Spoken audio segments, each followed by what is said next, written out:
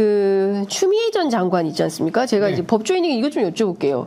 노영민 전 실장이 손준성 검사를 콕 집어서 유임 청탁을 했다.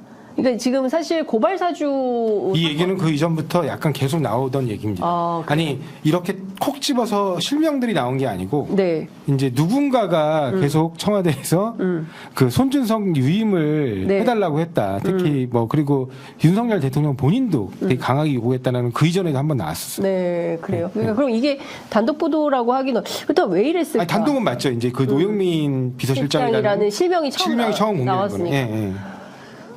그때 당시에 왜 이런 분위기가 있었다고 봐야 됩니까? 그러면 앞서 이제 말씀해 주신 대로 윤석열 서울중앙지검장, 윤석열 검찰총장으로 가는 길목에 청와대의 어떤 핵심 실세들이 어떤 역할을 했었다? 당연히 역할을 했기 때문에 그 부분에 대해서 같이 한배탄 입장에서 그런 얘기들이 나온 게 아닌가 그렇게 합리적으로 생각할 수밖에 없고요. 네. 그다음에 두 번째는 여러 가지로 그 때도 이미 얘기가 있었지만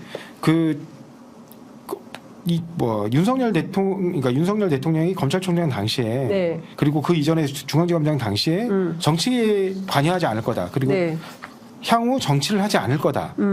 라는 아주 나이브한 생각을 네. 했던 것 같아요. 네. 그러니까 이른바 문재인 정부의 검찰총장이다. 이게 무슨 말입니까? 결국에는 문재인 정부의 검찰은 정치에 개입하는 그런 무도한 검찰이 아니다. 이런 순진한 생각을 갖고 있었다는 거죠. 예. 그러니까 자기가 비서로 쓰는 사람 아니냐 사실상. 예. 근데 그런 사람인데 그런 사람을 자기 쓰고 싶은 사람을 좀 쓰게 해줘야지 그렇게 하시면 되겠느냐.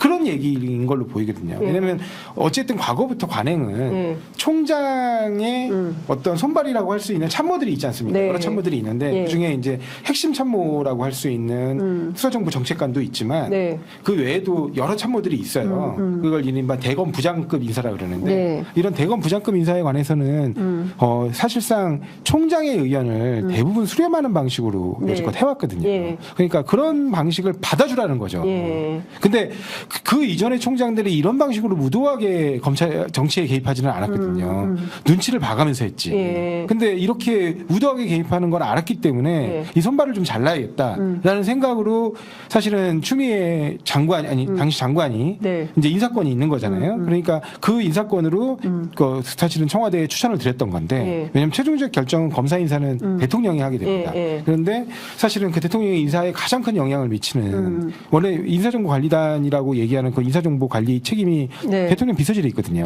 그러니까 그쪽에서 결국에는 그 장관의 요구를 거부하고 이른바 윤석열 지키기, 손준성 지키기에 나선 거죠.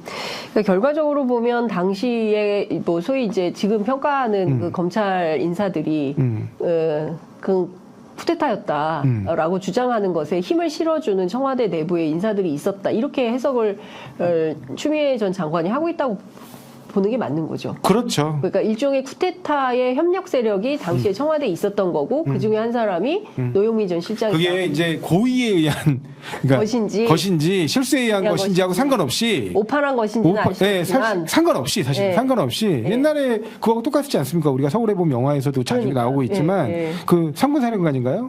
그분이 전두환 그런 사람 아니라고. 뭘 아닙니까? 결국에는 그날 다 결정 나가지고 결국엔 그 이후에 머리 조아리게 됐는. 예, 그러면 이 사람들에 대한 공천 문제를 당이 어떻게 평가해야 됩니까? 저는 네. 그거 여부를 떠나서 네.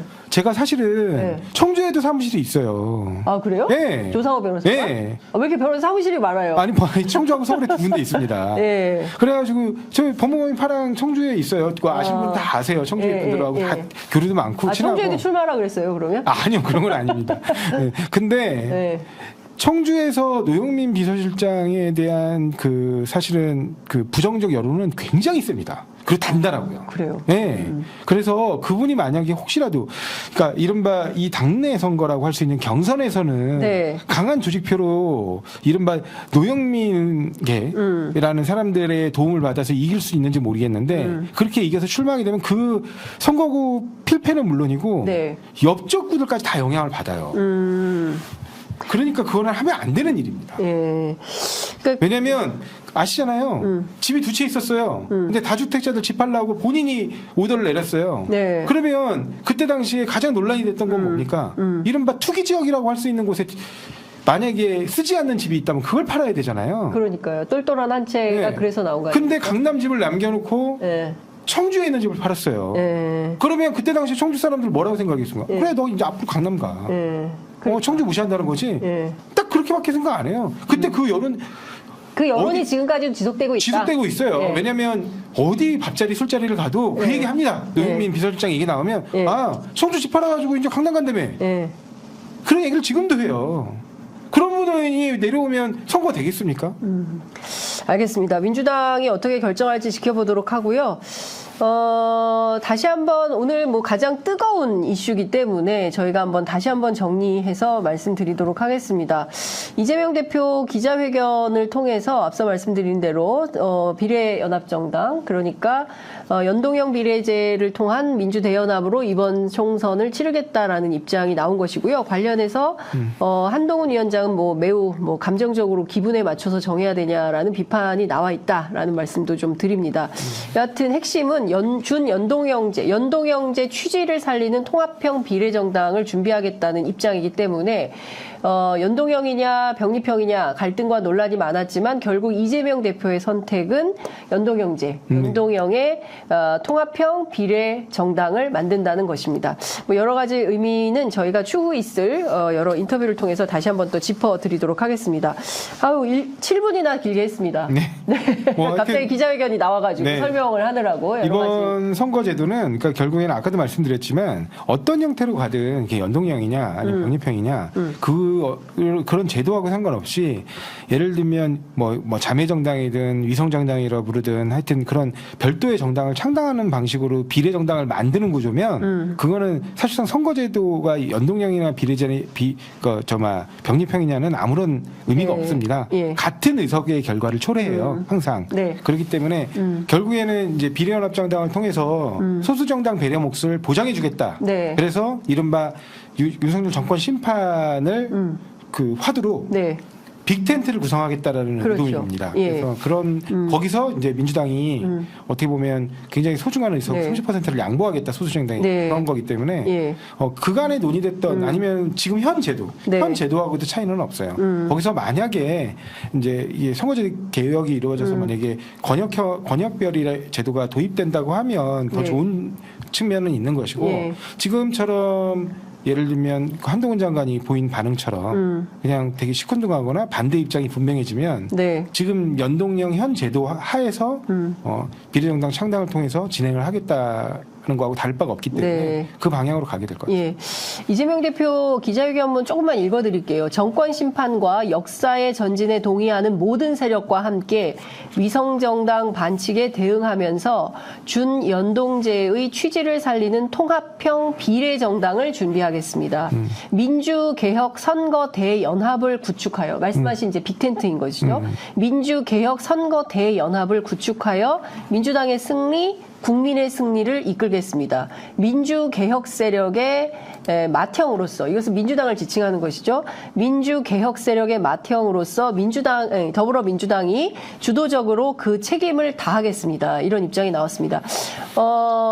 제가 보기에는 이재명 대표가 큰 판을 준비를 시작을 하신 것 같고요.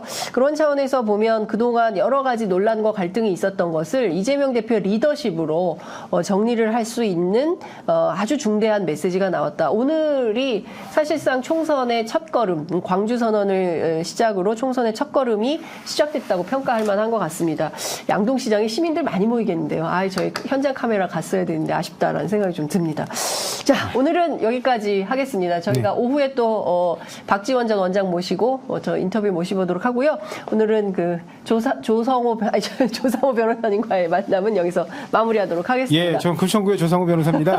그리고 진짜 이번엔 그 소수정당에서 좀 괜찮은 인물, 제대로 된 인물 그래가지고 그런 분들 공천해서 소수정당의 세가 확장될 수 있는 계기가 됐으면 합니다. 왜냐하면 지난 21대 총선에서 소수정당 몫으로 배려받아 공천받으신 분들이 여러 잡음을 일으켰어요. 그러니까 그런 부분들이 좀 22대 총선에서 반복되지 않기를 바랍니다. 그러니까요.